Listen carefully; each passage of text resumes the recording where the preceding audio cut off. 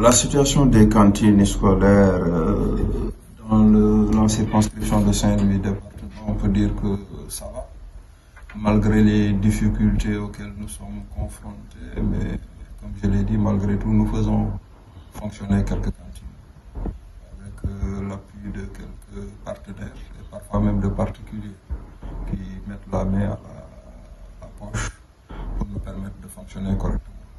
Présentement, c'est des cantines communautaires, parce que, comme vous le savez, quand nous recevions l'appui de l'État à travers le PAM, nous avions 5100 élèves qui étaient enrôlés, donc qui bénéficiaient des repas servis par les cantines dans les différentes structures scolaires. Quand ces partenaires-là se sont retirés, nous continuons avec des stratégies de pérennisation à faire fonctionner quelques cantines. Nous pouvons citer le partenariat que nous avons noué avec la commune de Gandon, qui, avec une subvention de 5 millions, a pu faire fonctionner l'année dernière et cette année même 5 cantines dans 5 écoles différentes.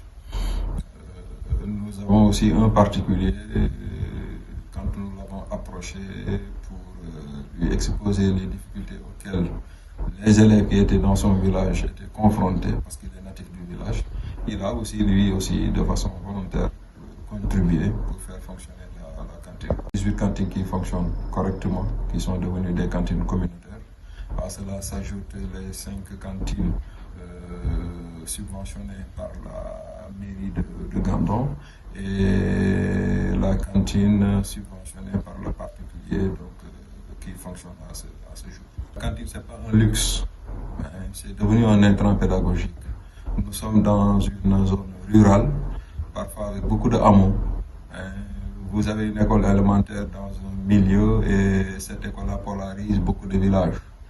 Des villages qui sont distants d'1 kilomètre, de 2 kilomètres, parfois de 3, voire même plus. Et les parents tiennent à ce que leur enfant soit scolarisé. Les jeudis, les mardis, vous imaginez un peu la difficulté auxquelles ils sont confrontés quand ils doivent venir le matin à 8h, faire cours, terminer à 13h, rentrer, manger et revenir 16h. C'est des difficultés.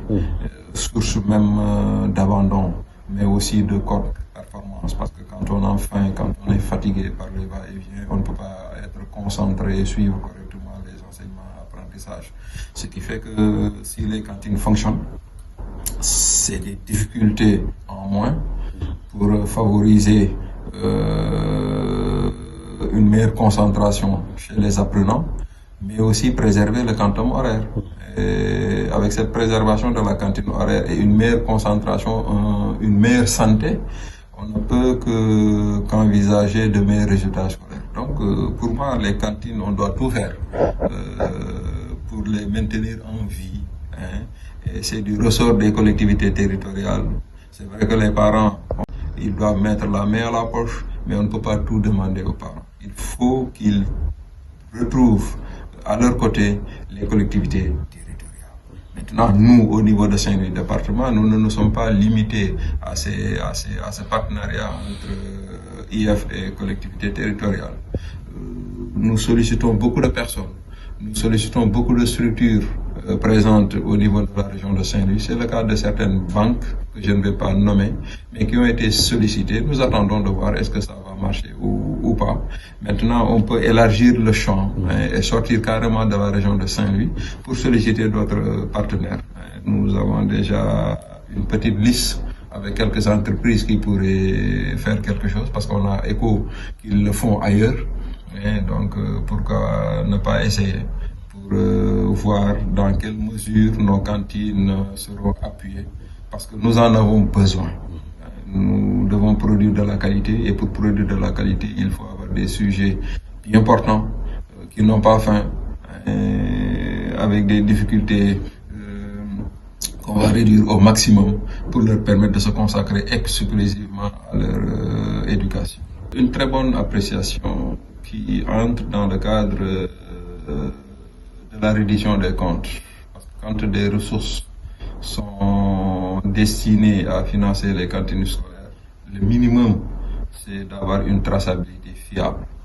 Et l'outil que la DECAS est en train de disséminer nous permet, nous, en tant que gestionnaires du système, d'avoir une traçabilité de toutes les ressources investies pour faire fonctionner les cantines. Mais au-delà de l'IF, au-delà de la DECAS, même le partenaire qui consent à appuyer peut retracer les ressources et dans quoi ces ressources-là ont été investies. Donc c'est un moyen de dire à tous ceux qui vont investir pour le fonctionnement des cantines, c'est ça que vous avez donné et c'est à ce niveau-là que nous avons mis les ressources que vous avez données. Et je pense que c'est une très bonne trouvaille. La formation se déroule. On est en train présentement de partager avec l'ensemble des directeurs qui ont des cantines qui fonctionnent. Je pense qu'au-delà de ces directeurs même, on peut envisager une démultiplication pour reprendre en charge tous les directeurs qui potentiellement pourraient recevoir une cantine scolaire, pour leur permettre au moment venu de pouvoir insérer dans la plateforme toutes les informations pour permettre au niveau central, au niveau déconcentré, aux partenaires, aux collectivités territoriales de suivre là où vont les ressources qu'ils ont mis à la disposition des écoles.